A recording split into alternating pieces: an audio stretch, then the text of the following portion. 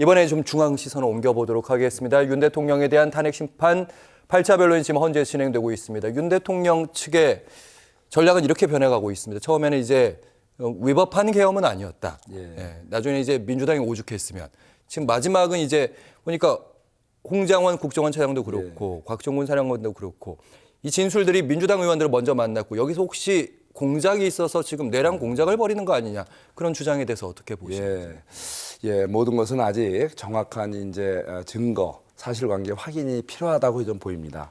그렇지만 어쨌든 이러한 논란이 있다는 것은 그만큼 이번 비상계엄과 이에 따른 탄핵 심판 자체가 굉장히 엄중하고 또 고도의 국민적 관심 속에서 이루어지기 때문에 이렇게 졸속 심판이 돼서는 안 되겠다는 필요성을 다시 한번 느끼게 됩니다.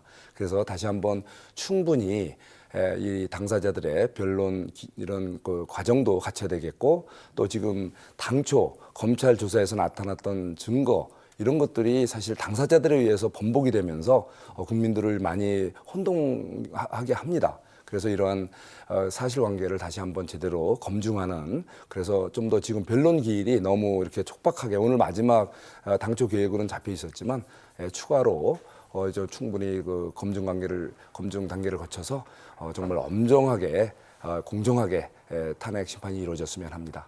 알겠습니다. 법사위에 계시니까 바로 이제 명태균 특검법으로 넘어가 보도록 하겠습니다. 지금부터는 조금 어려운 질문일 수도 있는데요.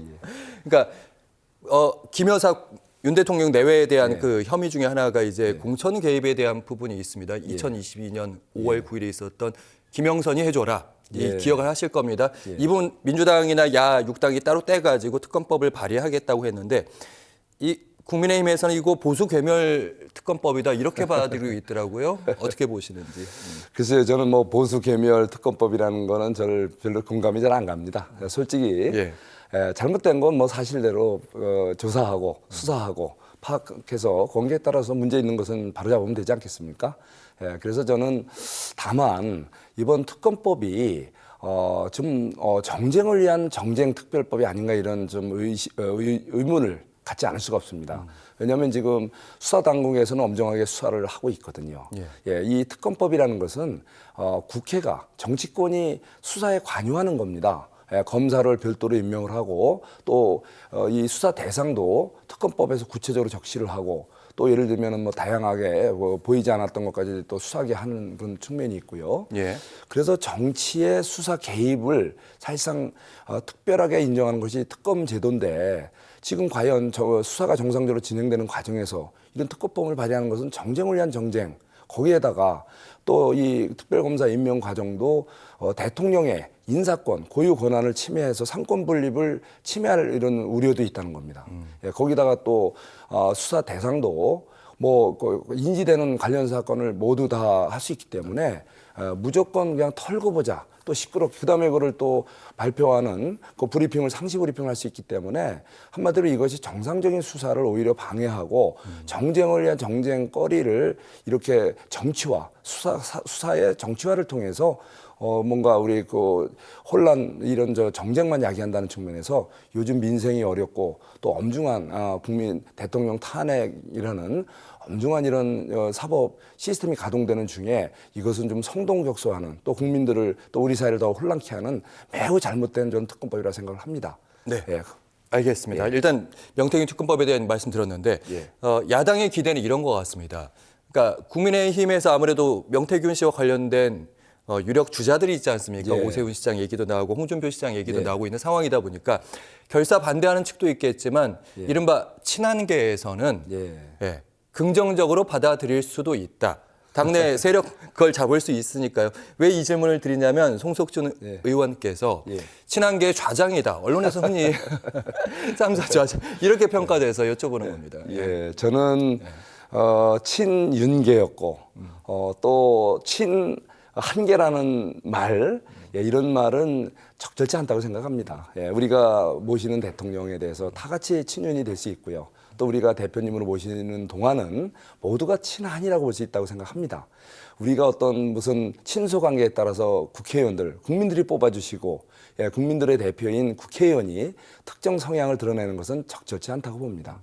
그래서 우리가 잘못된 부분에 대해서는 솔직히 국민들이 한 점의 의혹도 없이 공정하게 조사되고 수사될 수 있게 도와주고 또 우리가 또 왜곡되고 잘못된 부분은 바로잡아야 될 것이 우리 국회의원들의 대국민들에 대한 역할을 생각합니다. 바로 이번에 명태균 특검법도 어떤 정치적인 잣대로 사실관계에 대한 정확한 엄밀한 수사가 공정하고 객관적으로 이루어져야지 어떤 단순히 의혹 또는 어떤 특정 정치인을 겨냥한 이런 뭔가 좀 정치적 목적에 따른 정략적인 이런 방식과 그런 어떤 방향을 잡고 이렇게 어떤 수사를 정치권이 개입한다는 것은 지극히 잘못됐다고 생각을 합니다. 그래서 알겠습니다. 보다 더 공정하고 객관적인 수사할 수 있도록 우리 정치권에선 돕고 잘못된 거 있을 때 그때 가서 따지도 충분히 늦지 않다고 생각합니다. 알겠습니다. 이 질문 좀 짧게 친한계라고 불리기도 하셨으니까 요즘에 한동훈 대표랑 좀 어떻게 연락은 좀 하시는지 아니 요즘에 복귀하신다는 얘기가 많이 들려가지고 저는 사실 친한계라는 표현을 좀 자제해 주셨으면 좋겠고요. 이해했습니다. 아마 한동훈 대표님은 이제 물러나셔서 그동안의 여러 가지 상황에 대해서 많이 반성 성찰하고 계시는 걸로 알고 있고 그래서 아마 또 모든 것은 우리 정치인이라는 것은 국민들이 원하는 대로 우리가 하는 거지 내 마음대로 하고 싶다고 되는 것은 아니라고 생각합니다. 알겠습니다. 뭐 친윤, 친한 이런 구분이 무의미하다 이런 말씀으로도 좀 들었습니다. 그리고 마지막으로 이제 이천 시민분들 OBS 시청자 여러분께 한 말씀 부탁드리도록 하겠습니다. 3번 카메라 보고 얘기해 주시죠. 존경하는 OBS 시청자 여러분 그리고 이천 시민 여러분, 우리 대한민국이 헌정사회의 가장 엄중한 시기를 맞고 있습니다.